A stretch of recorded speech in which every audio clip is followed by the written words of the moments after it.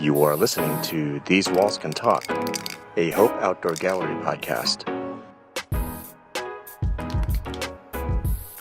Welcome back to another episode of These Walls Can Talk. I am here with my sister Andy Skull, and I am Chris Skull. We're part of the Hope Outdoor Gallery, and we are so blessed to have some awesome guests in the building with us today. My very good friend Sid, a.k.a. DJ Kurupt, an awesome Austin staple in the DJ culture scene here in Austin for a long time. And the whole thing. As well as our very good friend, amazing artist, Mr. Chris Rogers, here in the building. Yeah. Well, we're glad to have y'all. This basically awesome series to just share stories, creative stories, hilarious stories people haven't heard. Things about this crazy town we live in and the art world that's a part of it. Oh, yeah. Well, and I was so excited to have both of you on together because I feel like being in Austin and being professional working creatives, that watching both of you come up with different ways that you were going to keep things going during COVID, during the pandy, as one of Pandy. I know, we just heard that. Whoever said that? Literally today. No one has ever said that. Straight up. You're the first person. I wish I could claim that. I wish. Who said that? We don't say. Yeah. It was amazing. No joke. We're like, what'd you just say? Just trying to get out of the pandy. It's almost like shoplift the pootie, but it's like pandy. Anyway. Shoplift the booty. Yeah. Anyone? Jerry See? Maguire fans? All right. I had to drop You had it. me at hello. It was so Never good mind. though. Well, anyway, yeah, I'm excited for us to jump into some of those stories that I got to see you guys do, and then even some of the stories that I didn't know that you guys ended up not collabing, but kind of being artists at the same show, and Yeah. just some fun shit like that. But definitely, hearing some of the kind of secret sauce behind what makes you, do what you do is really what These Walls Can Talk is about. Sure. So I can't help. I got to start with Sid. Like just going back to even me I feel like every time I see you DJing, it like fills me up inside like with so much joy, because you've given so much of that to the music culture of Austin. So I don't know, Chris, you want to? Well, Thank you. Yeah, to share a little bit, man. You've been in the game for a long time here, representing, doing shows, weeklies, tours, all that, and it's been from my timeline, like some of my favorite venues you were a staple at, and I think my favorite of all time in Austin was Red Fez. Yeah. And some folks that know, some that don't, Red Fez was on 5th Street, and it was one of the most beautiful bars. It's like had this, what would you say, Moroccan feel? theme, yeah. But like one side when you walk in is all amber lit, and then you go to the second side, which is all blue, so you have this warmth and this cool, and everything, you just felt like you're in some other part of the world. Yeah. And each night had different music. Shout out to my friend DJ Manny. He'd have a night, a world music collective group called Atash would be rocking, and then most importantly, DJ Kurupt would host, Hip Hop Sundays. Yeah. And it would be the place. It felt like home, man. There wasn't a Sunday party at that time. Right. There was no Sunday fun day. It was like people would come into Red Fez on Sundays and say, "Man, we saved going out. We didn't go out Friday, Saturday because we know we're coming out on Sunday." Mm-hmm. Obviously you got to save money. So people just like, "Man, we're spending our money on Sunday." Right. It was, I don't know. People bring it up all the time, and I don't know. It was one of those moments that will always be a part of my career. Yeah. And it will stand out for so many people. I have friends that I've met there that they've met their significant others and now are married. Mm-hmm. Like they met on a Sunday night. "Hey, will you DJ my wedding?" Like, whoa, you getting married to that girl that you met at Red Fez? Dope. You know? Oh, yeah. Well, and I think Chris and I were both two of those people that couldn't wait for Sunday at Red Fez. And shout out to Matt Lucky, who's also a dear buddy. And, I remember some Mondays after even sitting with him and just talking about like hip hop Sundays and some ups and downs, and like it's so special. Yeah. But I think, you know, as creatives, and that's where I know Chris has some stories too, like watching others interact with what you create, and then, you know, seeing It's it, like, special. yeah. You know, to be able to do something and then people, they're attached to it. You know, like whether you make an art piece or I'm just playing other people's music is what I'm doing. You know, I mean, the rare times that I do play my own stuff, but when you can bring a community together that is involved in the culture and appreciates the music, that's always a special moment, you know, for me at least. Well, I mean, a lot of folks, I mean, with me, it's like, that felt like, okay, this is home. This is where I feel like I'm me. This is where, you know, whether you're chanting a track together with the whole room, it's two things. A, you feel safe and like, hey, I'm with my community, my people, what have you. And B, you just feel empowered, like, and then C, you meeting like, oh, I'm already where I want to be to meet somebody else. So if you're single, ready to mingle, it's like, this is where I'm gonna be accepted anyway. Yeah. So where's she at? Where's that person? Where's this? For sure. Buy you a drink, or whatever you feel. Mr. Anyway. T-Pain. Yeah. Well, I guess on that type of people meeting, it's come up on a few shows. You know, this show, These Walls Can Talk, is a follow-up from the second book we did, and the number of marriage proposals that were submitted, because that was another way that artists, you know, people were coming up to them, hiring them or commissioning them to do a marriage proposal thing. And I feel like, Chris, I know we'll kind of get into some special stories, but I mean, do you have some experiences like that where, you know, people come up to you to then commission you to kind of bring them together like that? Yeah, I've done a number of murals. Not murals, but I've done a number of weddings. Well, I mean, where I got started doing live art, that's probably been the biggest thing as far as like bringing people together and interacting with them. And that wasn't something that I was looking forward to getting into. Like I, you know, started painting in college, and then I graduated, went back to Hilton Head, South Carolina, where I grew up, which is just a tiny little island off the coast of South Carolina. Not a whole lot going on there. If you want to get retired or play golf or work in food and beverage, that's the spot for you. And that's what I was doing, is working at this restaurant called The Studio. And it's still owned by a husband and a wife, and the wife is a painter, and she would have local artists come in and paint while people were dining. Oh, dude, I never knew that.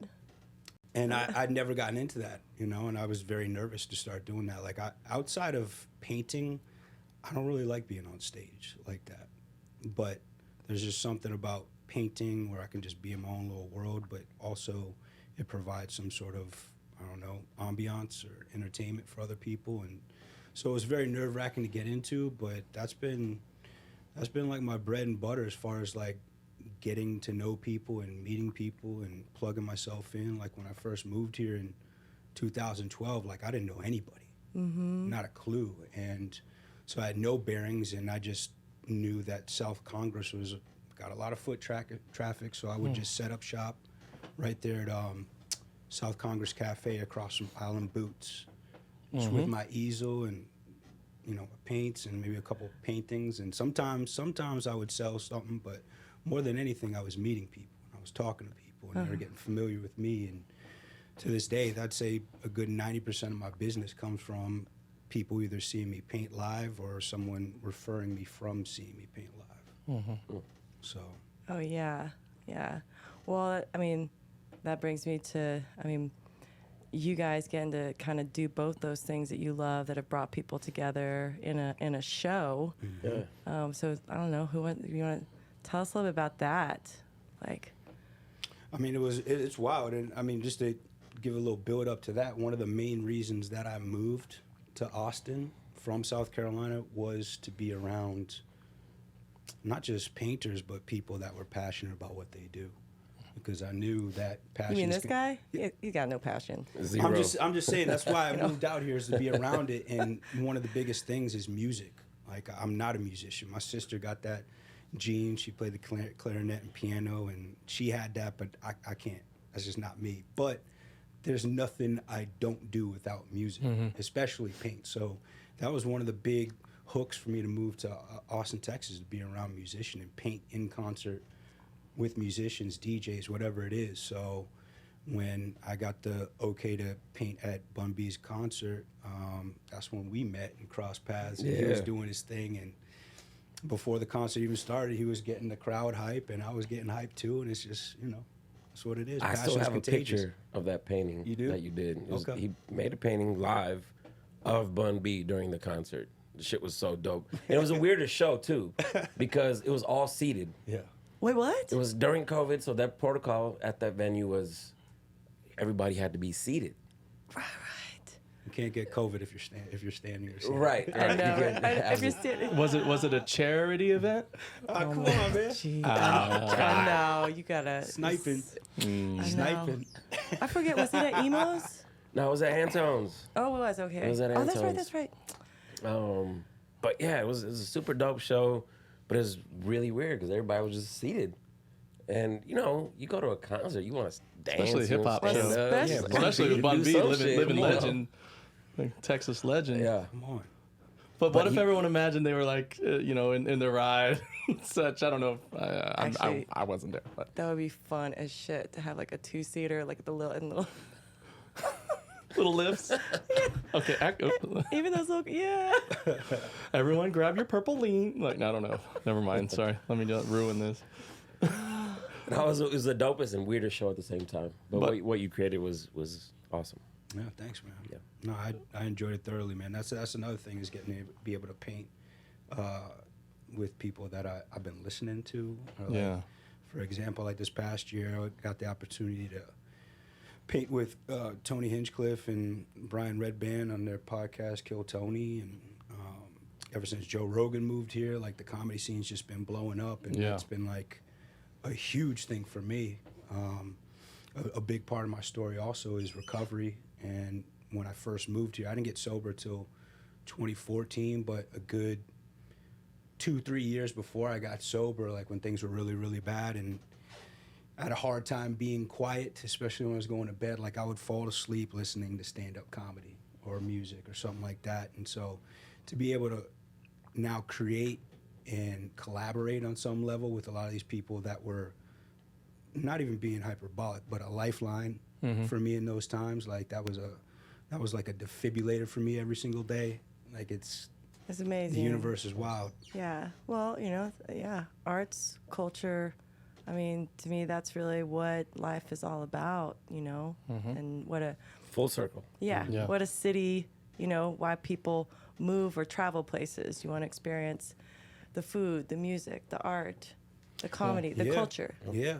I think we all got a real big dose in 2020 of how important art is. Totally. Like, could you imagine, like, those first 6 months of the pandemic without music, without television, without, art or any food, like all these things that are, I don't know. I'm still waiting on all these damn pandemic albums. You said Pandy. I'm waiting on these Pandy albums. I want them to drop already. Right? I mean, even some of the films that have been coming out, I'm like, they were making that during pandemic? Like, Right. Yeah. amazing. Pandy. You Tell love you, it. tell you. You love it. It's a thing. I'm gonna make it a thing. Yeah. It's straight enjoy up, it. go to bed, It tattoo. feels good, It's like, Tattoo. Come on. It- That's stretching it. I don't know. Pandy teardrop tattoo. That's right. To jump on that point about comedy and what I call comedy therapy. I remember I was living in LA, and LA's a tough city. It's a real judgmental town. Even if you're working all day, all night, it's still a grind. It just happens to be that kind of city. But then, like I said, there's a little bit more, less acceptance, a little more judgment, in my opinion, there. And so the reprieve for me was going to see comedy at least once, if not twice a week, and laughing that shit out. Yeah, man. Because I would go to Upright Citizens Brigade and get Which to is so fun. Yeah, I mean, It's but so fun. small. Obviously, shout out to Upright Citizens Brigade. I mean, so many legends have been coming through that place, but it's small, 110 seat spot, just a room with chairs and a small stage, and it saved me. It gave me the ability to laugh off stuff, because all those comics are complaining about the same shit I'm dealing with, or we are dealing with, and I think to fast forward it to, pandemic times. Sorry, pandy times. Pandy. You love it. Yeah, but like Hashtag pandy. Yeah, we were blessed to be in a city where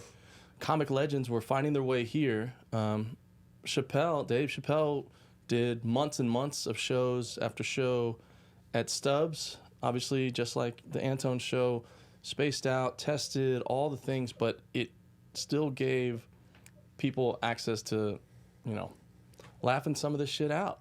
Yeah. And I've been blessed to go to one of the shows you invited me to. I think it was Death Squad, Thursday night at Vulcan. Shout out. Yeah, Big Laugh Comedy, they've been doing it really well in the sense of that formula. I think you get like 12 heavy hitters giving you 12 to 15-minute sets. And so unlike a lot of comedy shows where you're going for your headliner that's going to give you 45-minute to an hour set, then you got your opener, and then you got maybe you get 2 openers at most. Yeah. This, you're getting 12 different perspectives and styles, and you don't have to love each one, but you're realizing that this comic world realm is, you're accepted. You can laugh off certain things. You can kind of let go and find the unity in hilarious shit. Yeah, man. It's great, and anyway, I just want to say thank you for inviting me to that. No doubt, man. I think that goes back to what we were talking about with your shows back in the day, and being able to do something for the culture. But I think that's one of the beautiful things about art is, especially when it's done honestly, it goes across all the barriers, all the different things that separate us and distinguish us, and they get to the root of what it is to be human. And that's that feeling, man. It makes you cry, it makes you laugh, it makes you whatever, but you feel it on a visceral level. And I think that's the healing part of it all, is to be reminded that, we're not alone. We may be very, very different and diverse, but like, I am not alone. That person is me, that person is me, and there's something very galvanizing and healing about that. Yeah. See, for me, like, music is very, it sparks nostalgia. So whether it's this song or the next song or the song before I played, it's going to remind you of a moment in time. Time travel. Whether it's something that happened yesterday or 10 years ago. Yeah. Like, that's why I enjoy playing music. It's just, you can make a crowd laugh, right, or you can make them cry. Right. From one song to the next. Yeah. Sometimes you usher in something like, you remind me of a girl. And I get all, anyway. Really? Sorry. So with you and T-Pain today. The DJ. Ursher, baby. The DJ. See the things that corrupt. All right, never mind. But no, you make a obviously great point that's where, in my mind, that's where my memory stems come from. If I hear songs, the memory of all these things come back, and I'm able to catalog and remember and celebrate or reminisce or have realize how far I came if say a song was about heartbreak or something like that. Like okay, I've moved on, or I've done this, but it's all embedded in the brain that way. Sure. It's crazy how like one sound can spark that memory from one you. Note. One note. One note. I just had this thought with you bringing up kind of being alone and that common thing, and then thinking of the pandy and all the music that was being made. Like, does anyone feel that anyone has gotten any better at dancing since we? Because I personally was at home like rocking when all the DJs were then going online and keeping it alive. Similar to the park or open mics, or when you're by yourself, you're like, nobody's looking. Right. Like, just dancing by myself at home. You should always dance like that, though, Andy. I hear you. I do. But I think there's a saying. Dance if no one is looking. Is that what they say? Yeah. You should always do that, though. Oh yeah, no. I am legitimately asking, has anyone noticed if anyone are Hell better no. dancers now? Hell no. No. Well, not me, personally speaking. I mean, Just, you know. not speaking it for depends others. depends what content you're watching. I mean, I'm not on TikTok, but like there's some choreography you can find anything. Dance came out you during want. Pandy. Yeah. I can't stop. You know what I'm talking about? We There's could so start many a dance move choreographed now. like dance stuff now. Do the like- pandy. Like there's something that you could. I don't know. That's your next T-shirt, bro. Is it? Yeah. I'm quite handy in the pandy. I don't know what I'm going. like with an that one. animated GIF. We'll Dancey figure out some Pandy? like Animated gifts. on a T-shirt. You like print like a hologram. But Yep. I mean, a lot of the DJs and even like I got on Twitch and was doing a bunch of like charity stuff Yeah.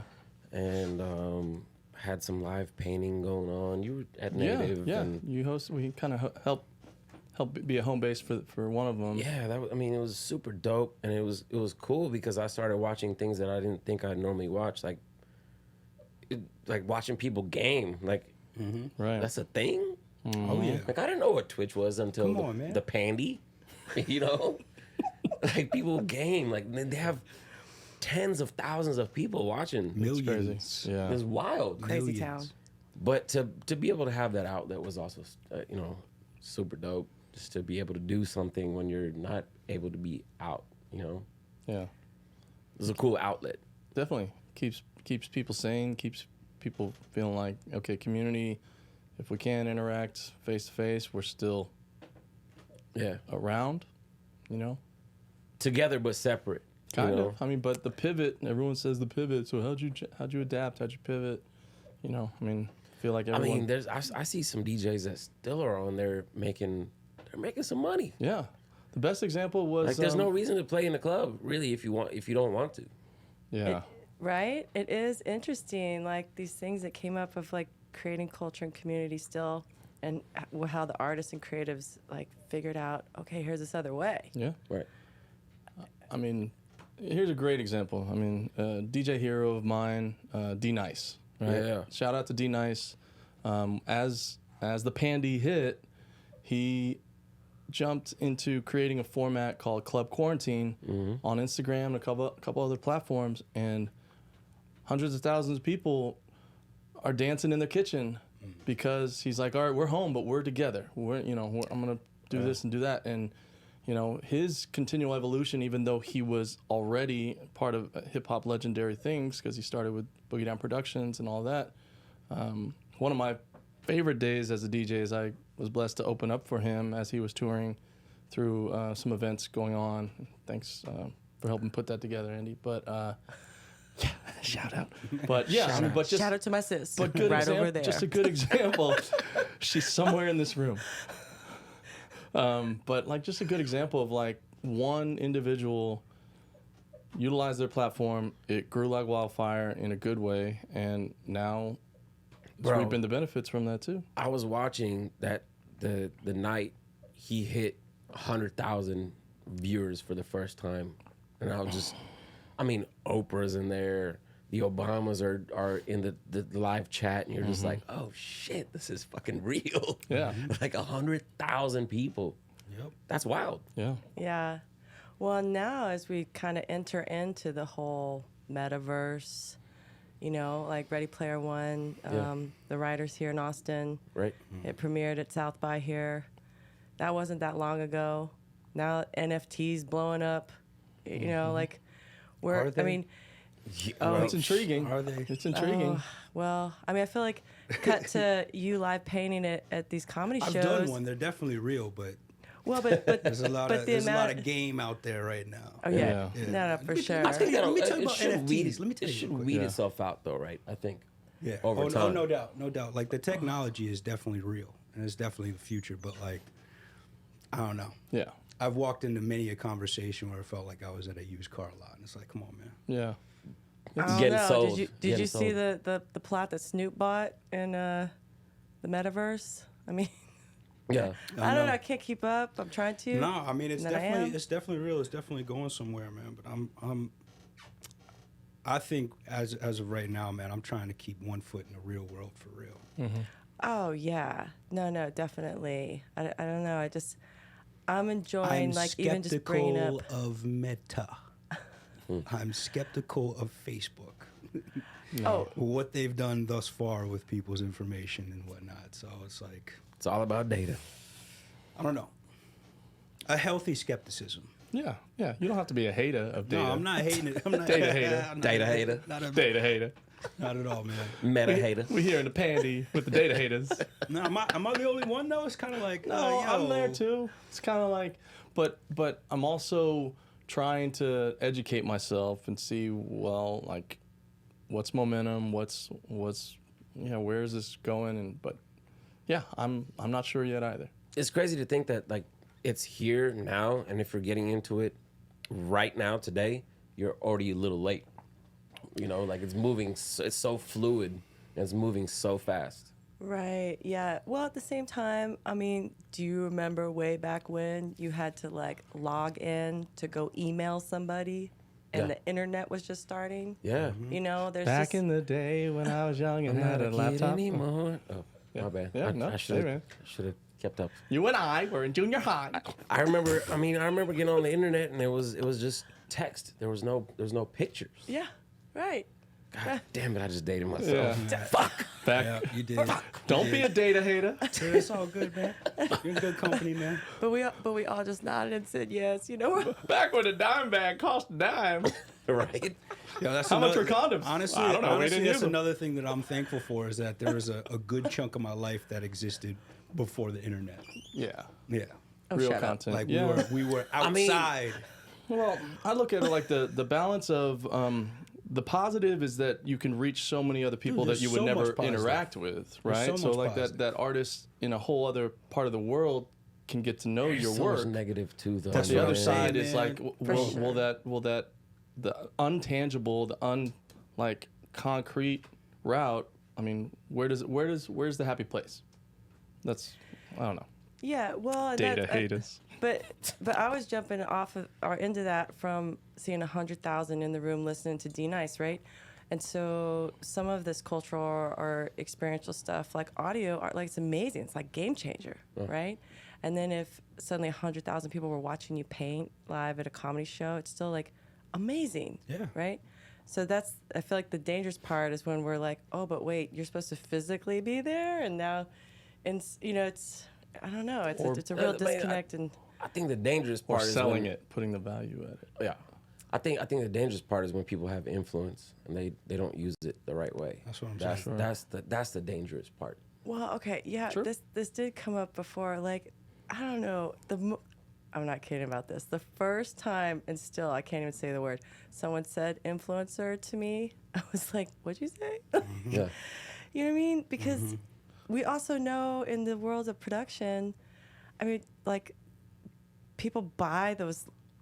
So much is bought. You know, it's like I remember being in LA and film, and you know they pay fans to be there at the opening. Right. Right. You buy likes. Yeah, you you're buy, an extra. You're a I'm like, what are they influencing, and who are these people?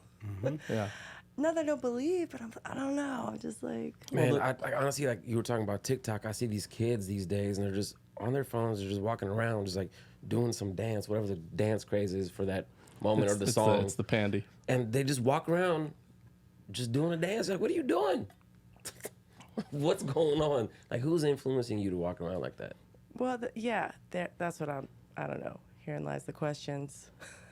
Right. There's definitely a balance that needs to be had because who's kidding who? Like my career has been able to move forward exponentially ever since social media. Like there are no gatekeepers. I don't need to be exposed. I can expose myself. I'm still I can upset that I connect- wasn't part of Well- your top 10 on MySpace. But it's okay. Well, if you really want It's to all make right. money, You definitely dated yourself, dog. I wasn't on MySpace, bro. I totally forgot about that. You're on Friendster too. Wow. Friendster, Whoa. Yeah. delete. early adopter, I hear you, man. data lover. Hey girl, I know all those other guys are the data haters, but come see your data lover. Data lover. We're in the quiet storm.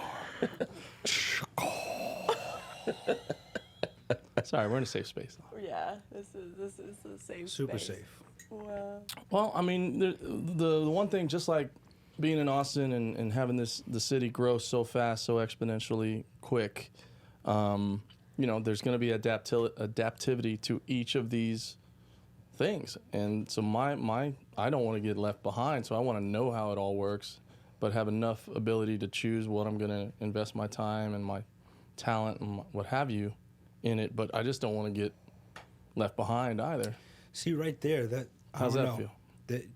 That feeling right there, I feel, is something that is promoted through a lot of the social media. Like, oh, I'm going to be, like the FOMO, I'm going to be left out, I'm going to be left behind by what? Right. By who? And this is a balance that I'm talking about. Like, I feel, like, have you ever, I know you guys have done this, been on Instagram and been like, dude, I need to get off this thing, get off it, and immediately get back on and be like, whoa. Yeah, yeah. All right? Yeah. Or feel compelled to post something because I haven't posted in a few days. Why? Man, I'm horrible at that shit, man. I don't ever post. That's what I'm saying. And that just goes against the grain of what creativity is all about for me. Like, I try to get as far away, to get as far away from what people think, what people want, what they would like, this, that, and the other. When it comes to me expressing myself, like, I need to get to what I want to do, what I need to do. And in order to do that, I need to have some sort of clarity. I can't have static, you know? And so I feel like there's a balance that needs to be had with social media, even as it is right now. So I can't even imagine what it'd be like in a metaverse, dude. Like, I had to give away my Xbox. Halo 4 damn near derailed me. Straight up, like, this is when I first moved. When I first moved that's here, what this show's about. Some real talk. check it out. So when I first moved here, 2012, I was going to paint almost every single day until I got an Xbox and I was going broke. I only had like, I don't know, $1,000, $1,500. You could have got on Twitch and gotten a bunch of then, bro. followers It was to 2012. watch you play Halo 4. I wasn't that Made good. some money. I was not that good, bro. I was not that good. But I would play for like 10 hours a day sometimes, man. And it's like, I didn't paint today. I didn't even really get dressed, but I'm sitting here playing this. It's like, what's metaverse gonna be like, bro? Yeah. You know what I mean? Like, Oh no, that's just where my mind goes. That's true, That's though. just where my I mind think it's gonna goes. get to a point like for me that I'll be able to DJ from the crib in a different country at a club. You know, I think it'll get to that point where you can do that. Oh, it's gonna be dope. well, which Or I be mean, able to watch like the Super Bowl from your couch, but like as you're sitting right on the 50-yard line. Oh, that's Which we do- here. That's kind of Yeah. here. Yeah. Depending on, you know. I mean, but platforms. the Wave VR, my buddy Adam started that a couple years ago. I mean, again, going back to Ready Player One, that right, he lives here. Like that movie. I mean, that's the trippy part to me. Or let's say even now. Black Mirror. Let me go ahead and date all of us too. Like seeing stuff from Back to the Future. You know, remember Back to the Future was in 2020. Like, you know, and then we're like here. And How do you think it was that? I think it Oh, was Back to the 2015. Future 2, like their future 2015. was, yeah. yeah, The Cubs won, though. Anyone? Cubs won? But yeah, I mean, the technology and things that we saw in sci-fi that are now real. Yeah. A lot of it, you know, holograms and Oh, yeah. and what but Tupac performing right. as a hologram. You're just like, what? What's going on right now? Even when someone told you, Holla if you hear me. you're like, what? Throwing it up, Pandy Life. Quick brag. My good buddy John McKee, he is awesome storyboard artist out in L.A.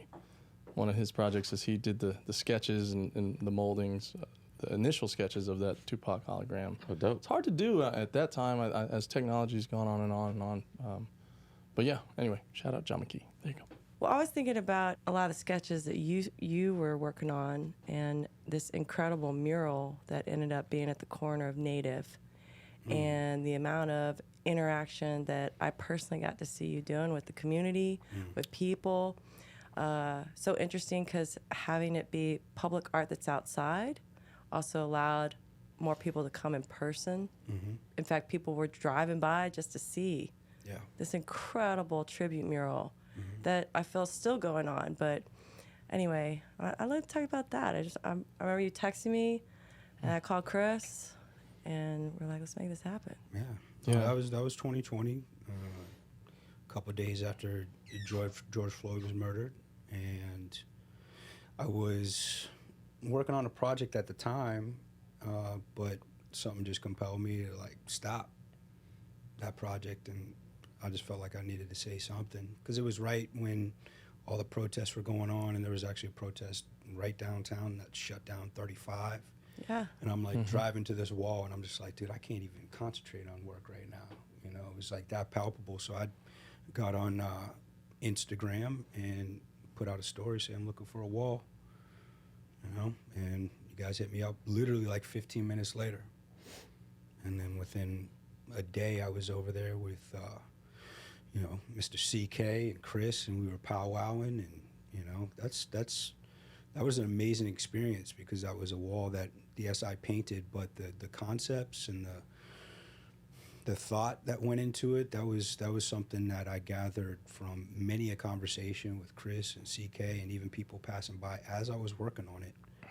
You know, so it was like a mural that was painted in real time. There was nothing like premeditated about it. You know, and so it was it served its purpose, man, because I definitely wanted to do more than just paint George Floyd with some wings and a halo, say R.I.P. I thought it was a perfect time to say something that would galvanize people, that would speak to people, just like I said before, get to exactly what it is to be human. And I thought that that was something that happened when that video launched out. It was like, not that people that aren't black don't understand and feel, but I feel like it was even more so. It was even more people that are like, oh, this is real? Like, these aren't ghost stories? This isn't people walking around with chips on their shoulder? Like, people felt like, look what's happening. And that's what I wanted to say. It was like, look what we are doing to us. So that's what I meant by we can't breathe, you know? And there's a whole lot that went into the mural, and it was something that not only healed me, but healed a lot of people, you know? And that's something I've been able to experience on multiple occasions through multiple different murals since I've been here in Austin. Yeah. It's had a huge impact and continues to have an impact as it's at the walls over at Native. I remember when you posted that, responding, but I remember you coming in. I think it was a Friday or a Saturday night, and marches and protests were happening. We weren't sure as part of that building and the business, we weren't sure what to expect from a lot of things. We weren't sure, you know, we were just right in the heart of all of that and that energy. And, you know, where you painted is 2 blocks away from APD. Yeah, police station, and so many things were going on. What was intriguing, and I was blessed to just be in the building and have the opportunity to just talk and more importantly to listen. But as you were in the building, I mean, you stayed over. We were lucky at that time as a hostel. We had a room that you know, kind of Chris could bring supplies, you know, kind of go through the process and put together this very well thought out piece. And like you had said, the evolution of it continued. I remember there were marches that happened to the Capitol, and I was grateful to be a part of that and walk it with so many other thousands of people. But there were images from all these different parts of the country that I think ended up being different portions of the mural. And it was just, it's still really powerful, and you know, still is having an impact because shit's still going on. Yeah. But a lot of that mural helped a lot of people start a conversation or continue one, or and just, yeah, I could go on and on it. It's just showed the power of the art form, the power and the need. Thank you. Yeah, man. Yeah, it's a beautiful thing to be able to create, and like I said before, when it's done honestly, it touches people, man. And I think that when it comes to change in general, especially social change like that, like it's not It's not a one-way street. It's not even a 4-lane highway. It's like a 100-lane super highway where every single lane needs to be taken up with different people. And, you know, some people need to be militant, some people whatever. But I feel like my lane is to do just that, is to, you know, cut across the things that separate us, and, you know, the spectrum within spectrums of people, and get to what it is to be human and bringing people together. Because I think that's where things really change. And I was able to have conversations with people that I normally wouldn't have conversations with. One of the best, most powerful conversations I had was probably towards the end of the mural, and I remember it was at night, and there was this like 50-year-old woman dressed to nine, white woman. She's a friend of mine. She's okay. Yeah. So what was her name again? Trish. Trish. Yep. So yeah, her and Burke had stopped by, and then she wanted to walk outside, and then we were like, "Where'd she go?" And then I looked, and I was like, "Oh, she's talking to Chris." Yeah. Yeah. And she came right up to me. I was sitting on the curb. I wasn't painting at the time, and she was just like, she just opened up talking about Kaepernick, and she told me that, like, up until a few weeks ago, she really believed that Kaepernick was, you know, protesting the troops and this, that, all the other BS that was going around about what he was actually doing. And we just had a fire conversation. I listened to her, and she listened to me, and then I remember there was like a pregnant pause there, and like we turned to each other, and I was like, can you imagine if just a fraction of the people around the world had conversations like this? Like what kind of change that would make? And that's exactly why I painted that wall, is to have people talk. Because once you start talking to somebody, and this has been my experience also in recovery, is like, I knew I needed to change. I knew I needed to get sober for years. I wasn't confused about it, but there was something in me that was just digging my heels in. And, you know, if somebody even hinted at the fact that I needed to sober up or something like that, man, I'd give them 3 middle fingers. But once I got sober, there wasn't like a room filled with people where they were like judging me and being like, well, what took you so long, and like coming at me. It was a room filled with people. I'm talking a motley crew of people that were there for one reason and one reason only: to get sober and to help the next person. And they didn't judge me. There was no hierarchy. I didn't have to earn anything. Just by virtue of me showing up there, I was a card-carrying member. And I needed that level of acceptance every single day, just to get to a place where I was willing to listen and absorb some information and starting to be honest. And so that's why I think it's so important for people to have a space where they can just, even if it's something I completely 180 degrees disagree with, where they can talk without me lopping their head off or whatnot, because that's when people start to get to the truth, you know? And I feel like that's what needs to happen, man, on every level. It's a give and take. Yeah. You know, if people are willing to listen and even have a conversation, that's a great start. You know, I think this is missing with so many people. Yeah. Well, and of course, I mean, there's so much room for so much more. I do love that for whatever reason, lots of things in Austin end up starting as things that kind of grow and blossom into more than we ever thought it would be. And Hope Outdoor Gallery was definitely one of them. And a big part of it was it being a safe place for creativity, a safe place where people could express their ideas, their thoughts. They could try and do things that they wouldn't do before. They could come and see someone else's opinion about things. And sometimes it was a little rough, you know, but it definitely was all of the inspiration, like, for this book, and even us sitting here, you know, that these walls can talk, are like, there's stories. And the more we share those stories, no matter how effed up they are, you know, it helps give perspective, understanding. Yeah, and healing. I mean, it's a great example of a wall that did talk and continues to talk to people and allows other people to communicate. Look at how he did that. I see what you did there. See, when puns can help. Yeah, sometimes you have to lend out a handy to the pandy. Oh, wow. All right, that's bad. All right. Whoa. Hey. You know what I'm saying? Sorry, I'm trying to be light. But yeah, I mean, Light handy. Cut to Kurupt. segue. I'm taking a sip. I deserve that. Yeah, no.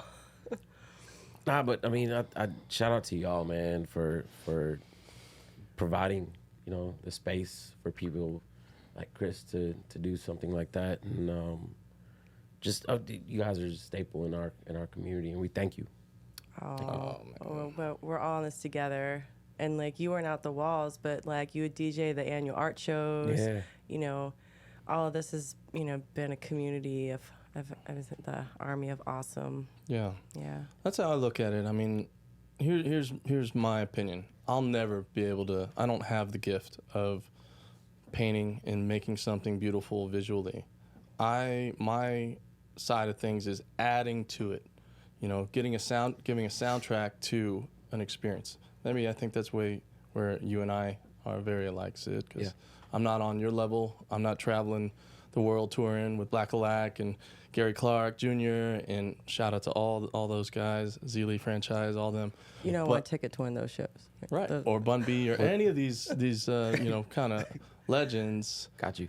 But I definitely see and try to add to bring a lot of those cultural mediums together, because that's what most of the time what we're looking for is. That's why I love you live painting at a comedy show or at a Talib Kweli show. Shout out to Talib Kweli. I mean, but it's the layers come together. It's not ever one trick pony. Collaboration, community, creates creativity. Yeah. It's about community, man. I mean, Absolutely. I think if we just ask everybody every once in a while, sometimes we just have to stop. We have to collaborate. We have to listen. Sorry.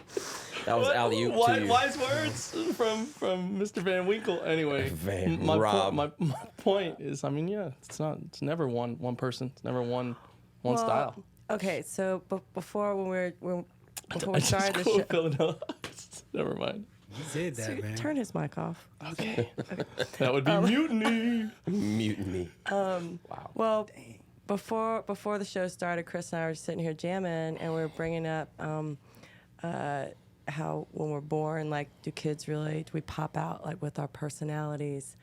And I just had a little vision of, like, instead of the Muppet babies, like Baby Kurupt and Baby Chris. Like, I'd love to hear, like, when do you remember your first, like, oh, I love music, like? Oh man. I grew up with two women, my mom and my sister.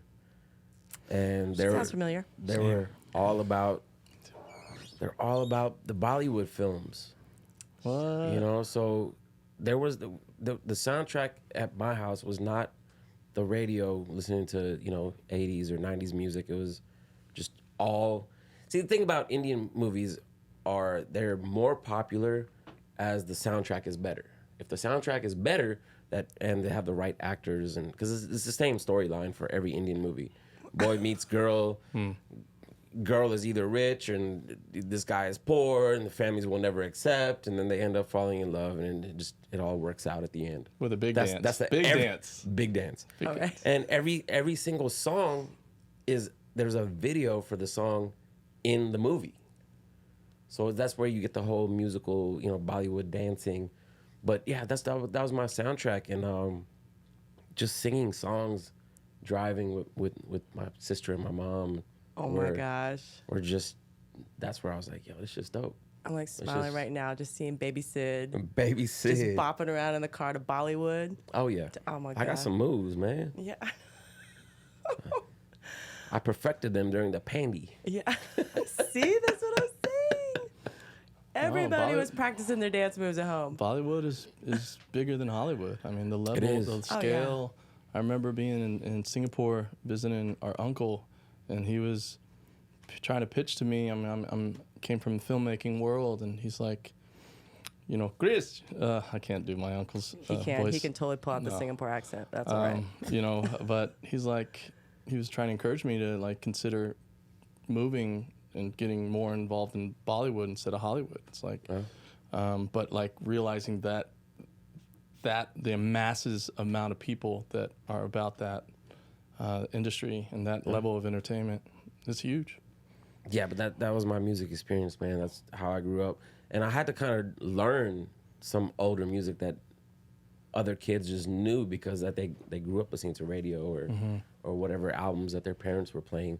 I didn't have that. So I had to learn about like the classic rock stuff and you know other music. 80s was a thing in my house for whatever reason, but I had to learn that stuff. Oh, You know, so you're like, yo, have you heard this Albie Shore? You heard this? see, like those things we didn't play that at home. See, I hit it. Right? All that. That's amazing. Wow. But going to school though, I mean, I went to majority minority schooling, so I was. And where was that? I went to elementary and middle school in Fort Worth. I started high school here in Austin, so I've been here a little bit. Don't want to date myself. No, but we'll say the for a long You already time. brought up MySpace. Come on. Oh, Long yeah. time. Well, I don't want to go that more far back. Even date myself more. Oh. But yeah, so I that experience was there, but it just wasn't in the forefront as far as home life. You know, it was Indian movies, All right. Indian food, Indian songs. That's what it was. While we're still on this, I guess this is a fair question because this is a rarity, right? But I know you as a friend, and I know that Jay-Z is one of the staple artists that you love of hip hop. Yeah. So when Beware the Boys remix with Punjabi MC and Jay-Z, when that actually came out, Yeah. how epic was it, and how much do you not, or what do you feel about now when anyone that's trying to merge a Bollywood experience and a hip hop experience that like obviously goes there. Well, it's Jay, so it was like, all right, that's just dope. But Jay was But so that brilliant song, to I be was like playing that yeah. song So brilliant. 6 or 8 years before the Jay verse. version came out. Yeah. And doing Indian parties at when I was at Texas, Yeah. UT. we were playing that song way before. Right. Right. And then all of a sudden it became valid because Jay jumped on it. But how brilliant as a businessman, a bro. businessman that Right. that Jay's like, I know where I'm gonna put this feature. I think the story is that he was in Europe somewhere and heard that song. It was like, I just got to get on it. And that's how it came about. He was like, man, I'm going to jump on this record. I don't even think he charged to get on it. He just did it. Yeah, he knew that Is that the one with the Knight Rider beat? Yep. Yeah. Yep. Yeah. That was a game. See what I mean? Yeah. Like, Yeah. Right. Yeah. Game You would have never changer known right that song there. until Jay jumped on Never. it. The Rock is in the building. Oh, Yeah, For life. I know. All right, Chris. the best. Where was your first music Music experience? history experience? No, for art. Oh, sorry, I Yeah, take that yeah. away. Yeah. No, I don't know. As long as I can remember, I've been drawing because I didn't start painting till I was almost 18. Yeah, because before that, you were pretty focused on athletics, right? Yeah, but they were both the one and the same for me. I was just as passionate about both. But I'm an 80s baby, born in 82, and Voltron, Thundercats, He-Man, Ninja Turtles, what? Yeah. Like I was and I was a single mom, so my mother was a single mom, so it was like after school cartoons were huge for me, and so comic books were massive, anything Marvel, that's what I was into. I was drawing, and I mean, I think it's like 3rd or 4th grade, me and one of my best friends at the time, Devin Mitchell, used to come home after school, eat a massive bowl of cereal, and then we would draw our own Right. comic books. It's comical at this point, but it was Comical. it was comical. Do you but remember well, or is it a Is little? mine Is still it a on? little? No. Is it a little sketchy? How's this mic still on? I know. Instead of Ninja Turtles, I did Ninja Rabbits. What? And he did Ninja Cats, but we would draw our own storylines and everything like that. But that's how I got started, was making my own comics and Dude, I just love drawing that. and whatnot. So it was always there. And what's funny about the whole deal to me is that my father wasn't in the picture because he was alcoholism, but he was an alcoholic, but he was also a boxer and a wrestler. I just naturally gravitated towards soccer and ice hockey and lacrosse, and also he was an untrained artist. He liked to draw, so I just naturally gravitated toward those things. So whatever it is, nature or nurture, that thing was ingrained in me. So I've had that need to express myself since I was a child, and it's just, thankfully I had the mother that I have that not only inspired me, but nurtured that flame and said, yeah, you can do anything you want. Doesn't matter where you're at right now, it's where you're going. I love it. Yeah. No, I mean, it is. I love that you brought nature and nurture, you know, because there's always a different way to look at it. But I think each individual, however it is that you end up saying how it came to be, is really what it is. But I do believe that, like for me, a lot of inspiration was our Chinese grandfather. And even though he ended up being kind of the businessman route, his loves were painting and drawing and playing the piano and drinking whiskey and playing golf and you know, there's just certain things that you end up like feeling, you know, like the pup, you know, that whoever or whatever, whether it was a family or somebody, that helps inspire you, encourage you. Yeah. You know. I mean, I think the immigrant experience is different. Being kids For sure. of immigrants, like they want you to go that route. They want you to go that just narrow, straight line. Yep. Get your education, find a job. It's scary. And live life and be safe. Right. You know, They want you safe. I wasn't encouraged through music by my mom. Right, because they're worried about, like, is this going to be sustainable? Is this and that? It's normally comes even from now worry. to this day, my mom was like, "When you are going to get a real job, what you are doing with your life? You can't bun your bee. You can't bun your bee every day. Not bun B. Again, bun B. This guy, he's a bum. Bum B. When keeping it trill goes wrong. Man, shout out to Bun though, man. Yeah. Oh yeah. But no, it's not like something that's nurtured, you know, for at least the South Asian experience. You know what I mean? Like, I'm it's so not. glad you brought that up because, you know, same for us. I mean, I'm the oldest, date myself, but everyone knows I'm the oldest. Barely. Barely. But still, that was the huge thing. Like me, to this day, I tell in stories how telling my mom that I was going to go to UT and be an art director, it was still, you know, the immigrant story. I feel anywhere throughout history, really, you know, the mama always wants a better life for you. Yeah. Right. So, but I'll never forget like graduation. It was just like, we must go buy you a suit. I'm like, Mom, you don't understand. Like, literally, if I go to an interview in a suit, they will fire me before they hire me. Right. She's like, I'm not, you know. And to this day, What you are doing with your life, Andy? Wear the fucking suit. And I did. Finally, I just like submitted. We went to an Ann Taylor. I let her buy me 3 suits. And then when she left, I went back and returned them. And then she saw the receipt, you know, and she's like, calls me immediately. What? How dare you? That's how our mom goes. How dare you? Yeah, total Chinese mom. Yeah. I gotta meet the moms, man. Oh man, chopstick Sue. Yeah, Yeah. Mom's the word. Yeah. On that note, Yeah, it's wild. It's wild though.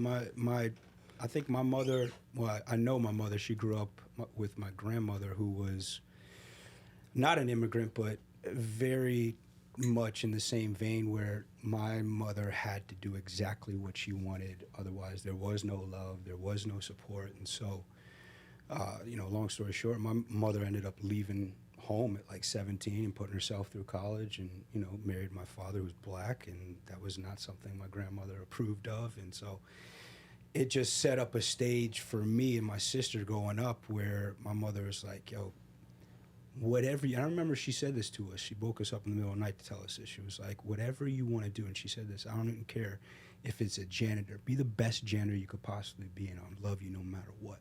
Yeah, you definitely didn't have an Asian mom. hell no. No, it's amazing. But I mean, she obviously didn't you wanna want us be a to janitor? she obviously didn't want us to be janitors, Sorry. but she I wanted know. more than anything Yeah. for us to be exactly what's in our heart. Yeah, that's No, dope. And For sure, for yeah, sure. and Yeah. I think that's so huge. And you and I know you've brought that up before, and you always wear a necklace with your mom, and yeah, I mean I love the sharing of these stories because all of it is essentially evolution and growth and history, right? And so what we're doing now will then be the groundwork for whatever next thing in the metaverse for the next pandy, you know? Possibly. If this one ever ends. Yeah, right? Jeez.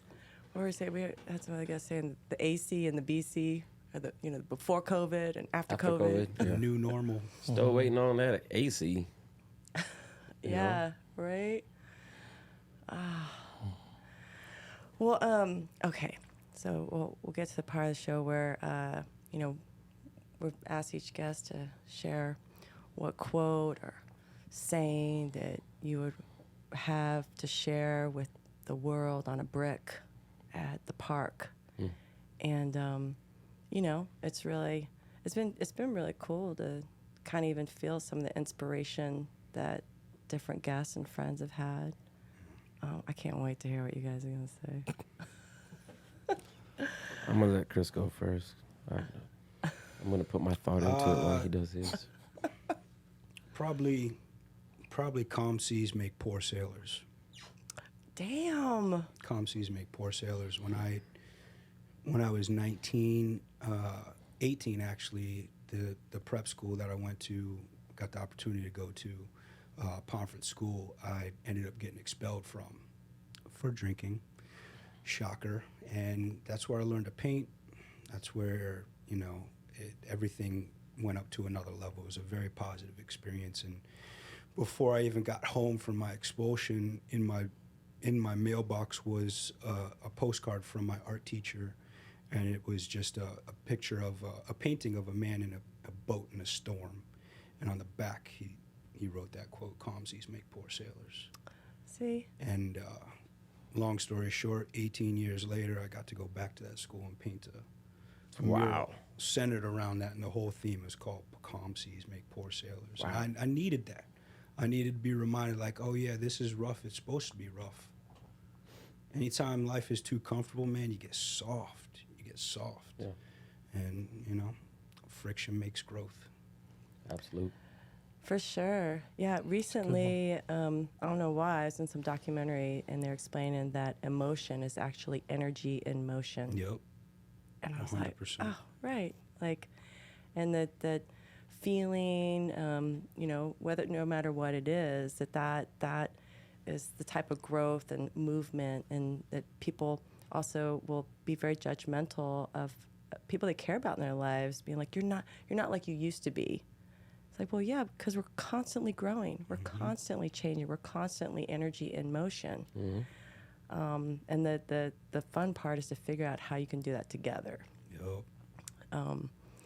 Yeah, see, so many of them, I'm like, that's a tattoo, you know, like, or something. You know, there's gonna be somebody Are we going to go get Just tats? get it right under the pandy tattoo. Right. You know, on the other side, you on know. the other side. Maybe the. All right, Sid, you're up. I grew up. I got a printer and I would print out quotes and put them up on my wall. We couldn't afford posters, so that's what I did. You know, everybody had their posters of their favorite band. We couldn't do that.